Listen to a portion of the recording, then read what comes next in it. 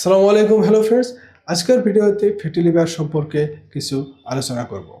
তাই আসুন ভিডিওটি প্রথম থেকে শেষ পর্যন্ত দেখুন, like share subscribe and bell আইকনটা টিপুন। ফ্যাটি লিভার ডিজিজ, যাকে এখন মেটাবলিক ডিসফাংশন বলা হয়, এটি হলো লিভারের অতিরিক্ত চর্বি জমার একটা অবস্থা।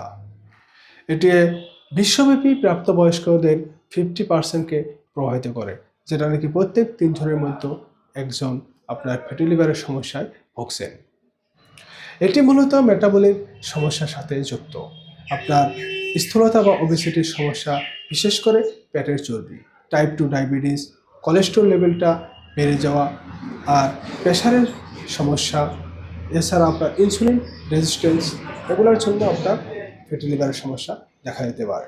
এছাড়া অ্যালকোহল সম্পর্কিত কারণ আছে, কিন্তু আপনার লাইফস্টাইলের জন্য হতে পারে, অথবা আপনার জেনেটিকের জন্য হতে পারে। লক্ষণসমূহ প্রায় নীরব, তাই অধিকাংশ লোকে এর লক্ষণ বুঝতেই পারে না। পরবর্তী পর্যায়ে ক্লান্তিও লাগে, পেটের উপর সাইডে ডান দিকে ব্যথা অনুভব হতে পারে।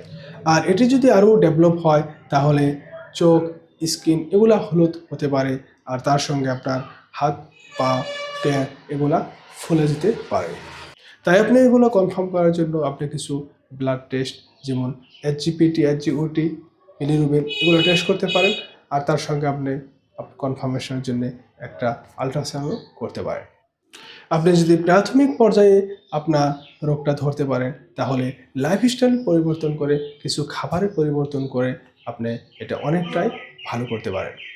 তাই আপনার শরীরের ওজন 5 থেকে 10 কেজি পর্যন্ত কমানোর চেষ্টা করুন।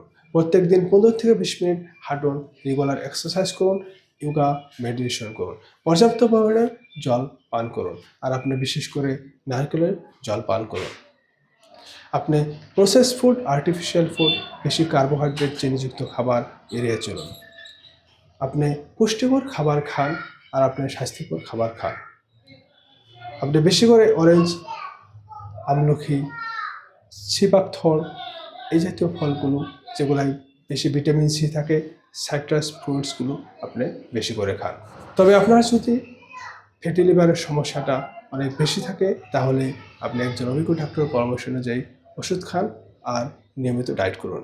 আশা করি সবাই ভালো থাকুন, সুস্থ থাকুন। নেক্সট ভিডিওতে আবার দেখা হবে। আজকের জন্য বিদায় নিচ্ছি। ধন্যবাদ।